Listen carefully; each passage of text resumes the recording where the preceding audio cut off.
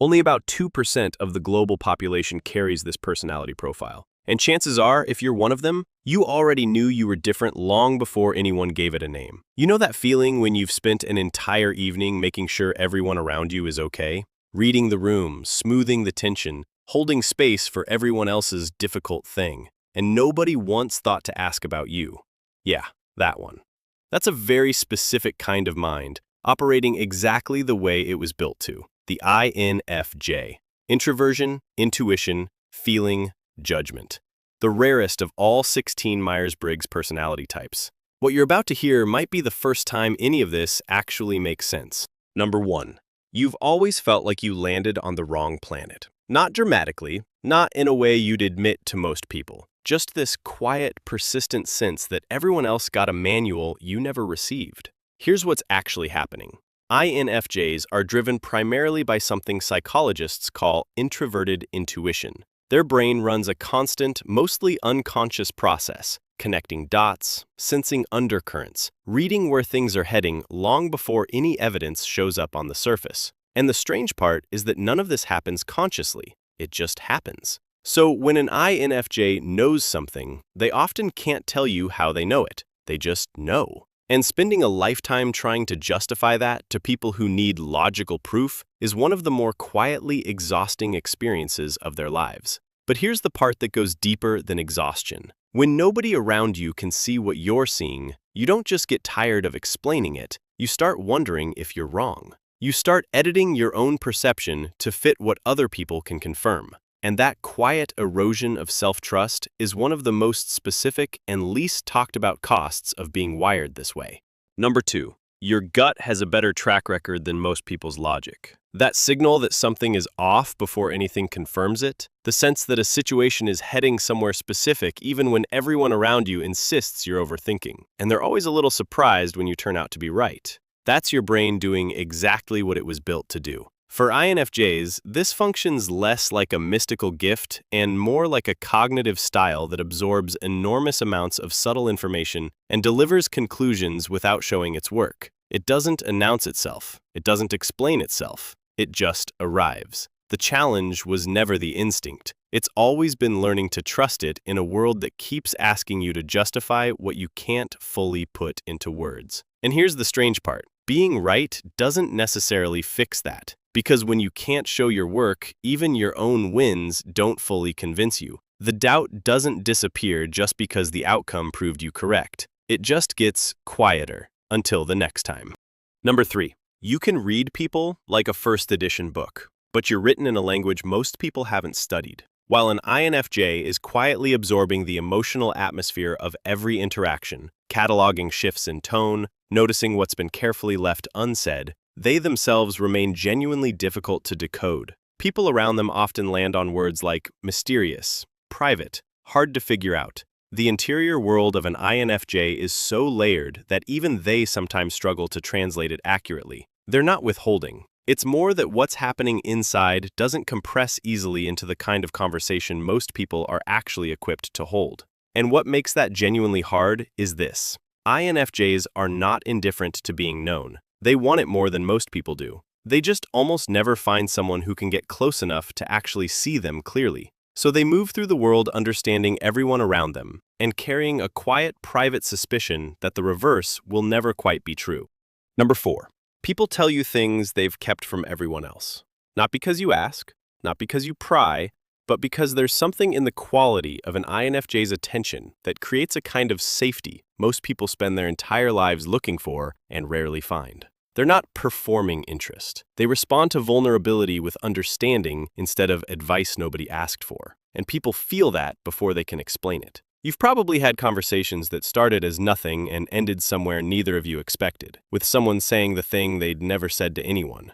You didn't orchestrate that, your presence did. But here's the other side of that.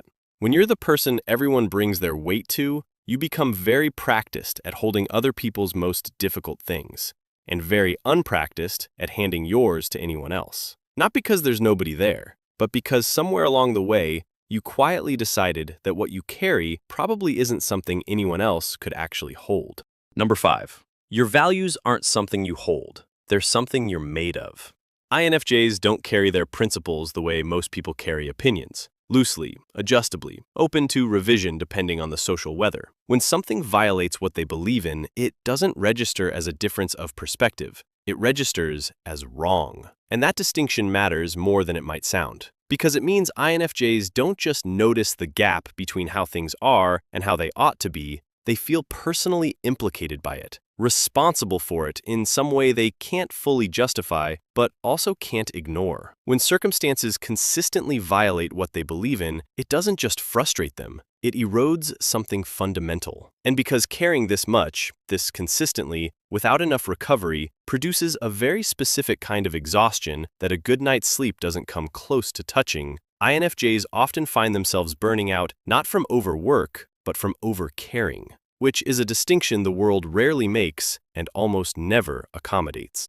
Number 6. One real conversation is worth more to you than a month of social events. Shallow interaction doesn't just bore INFJs, it costs them something they don't always have enough of to spare. Exchanges that stay on the surface, that perform friendliness without producing actual contact between two people, leave them feeling emptier than solitude does. What they're actually looking for, often without being fully conscious of it, is the conversation that goes somewhere true, where two people are genuinely thinking together, saying something that matters, meeting each other somewhere real. This gets misread constantly as aloofness or being hard to reach. It isn't. It's just that for an INFJ, connection without depth isn't really connection at all. INFJs are not indifferent to closeness. They want it more than most people would guess. But the conditions under which they can actually feel it are narrow enough that genuine connection is rarer for them than it should be.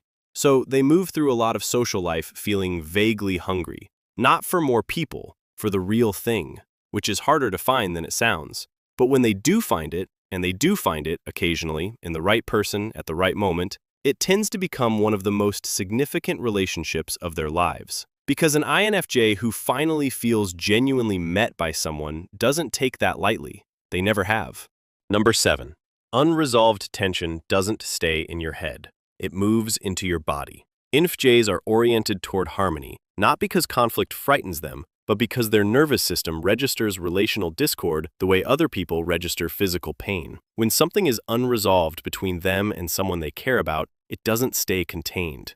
It follows them into sleep, into concentration, into their jaw, their shoulders, the low-grade nausea that shows up uninvited on a Tuesday afternoon. This isn't weakness. It's what happens when your emotional and physiological systems are so tightly connected that one never moves without the other. But here's what most people misread about INFJs and conflict. When they go quiet after something difficult, it doesn't mean they don't care. It means they're processing. They need to understand exactly what happened, why it happened, and what they actually feel about it before they can engage with it out loud. That processing period gets mistaken for avoidance or coldness by the people around them. It isn't either. It's the only way they know how to show up to a hard conversation without making everything worse. And usually, when they finally do show up, they've thought it through more carefully than anyone else in the room. Number 8. You are pulled toward people who are hurting, and that pull doesn't always protect you. The complicated one. The person who needs more understanding than others have been willing to offer. The one everyone else has quietly given up on. INFJs see potential in people that those people can't yet locate in themselves, and they feel genuinely equipped to help close that distance. Where it becomes costly is when the investment is entirely one-directional, when the INFJ is doing all the reaching and the other person isn't moving toward anything. But here's the root of it that most people never examine. Being needed feels like safety to an INFJ. When you are the one who understands, the one who sees someone clearly, the one they couldn't manage without, that feels like belonging. It feels like proof that the connection is real, which means INFJs don't just help people who are struggling out of pure altruism. They help because usefulness has, somewhere along the way, become their most trusted form of love. Learning the difference between compassion and quiet self-erasure is one of the most consequential things this type tends to work through, usually more than once. Number 9. It probably won't surprise you that INFJs consistently score above average on IQ measures. What's interesting is that the research suggests it's less about raw processing speed and more about the depth and complexity of how they connect information that most people never link together. Your interior life is larger than most people would ever guess. Symbolic connections that link things across years, a compulsive search for meaning in even the most ordinary moments, a conversation from 3 years ago that suddenly illuminates something happening right now. This is why so many INFJs find writing not just appealing, but necessary. Spoken language moves too fast and sits too flat for what they're actually trying to express. On the page, there's room. The layers can unfold without being rushed. And for once, what's inside has somewhere accurate enough to land. What most people never realize is how constant that interior activity is. There's no quiet mode, no switching it off at the end of the day. The meaning-making runs continuously, whether they want it to or not. And because the outside stays so composed, so measured, so apparently calm, the people around them rarely have any idea how loud it actually is in there, which is its own particular kind of alone. Number 10. You do your clearest thinking when nobody is watching.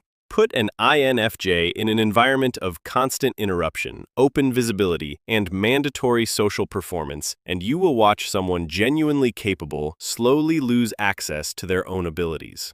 Their best thinking emerges in conditions of real, sustained quiet, alone or alongside a small number of people they trust deeply enough to actually think beside. It's not that certain kinds of thinking are difficult inside continuous social noise, they're just impossible, no matter how much willpower you throw at it. Give them actual space and a problem worth solving, and what comes back tends to be disproportionately good. The part nobody talks about is the guilt that comes with needing that. We live in a world that rewards constant availability, visible collaboration, and always being on. And INFJs can do all of those things. They just can't do their best work while they're doing them, which, in a culture that mistakes busyness for capability, is something INFJs spend a lot of time quietly apologizing for, even when the results speak loudly enough for themselves. Number 11. Identifying what you need out loud has probably always felt slightly foreign. INFJs are so consistently attuned to what others are experiencing that locating and naming their own needs can feel like trying to hear a quiet signal through a lot of interference. Not suppressed exactly, just genuinely unpracticed. The result is someone extraordinarily generous and privately running close to empty, who genuinely doesn't know how to ask for help without feeling like a burden they're inflicting on someone. The realization that receiving care isn't an imposition tends to arrive later than it should, and when it does arrive, it doesn't feel comfortable straight away. It feels exposed, like standing in a room with no walls. Because giving has always been the safe direction for an INFJ. It's familiar. It's something they're good at. Receiving requires a completely different kind of openness, one their nervous system has been quietly building defenses against for longer than they probably realize. Learning to let that down is some of the most important work this type ever does, and some of the hardest. Number 12. When you commit to something, it comes from a place most people never reach. An INFJ's sense of purpose isn't decorative. It isn't a motivational phase that fades when the difficulty arrives. It is the actual organizing principle around which they build their life. When they find the thing that genuinely aligns with what they're fundamentally about, the focus and quiet endurance they bring to it is unlike almost anything else. They are rarely the loudest presence in any room, but they are often the ones still thinking about the problem long after everyone else has moved on, still caring about the outcome, still holding the vision clearly enough to keep moving toward it when everyone else has lost sight of it entirely. The weight and the gift are the same thing, wearing different faces depending on the day. Most people spend their lives trying to be less affected by the world. INFJs are built to be more affected by it. That's not a flaw. That's the whole point. Tell me in the comments which one hit closest to home. Just a number is fine, but if you want to say why, I'd genuinely like to know. See you in the next one.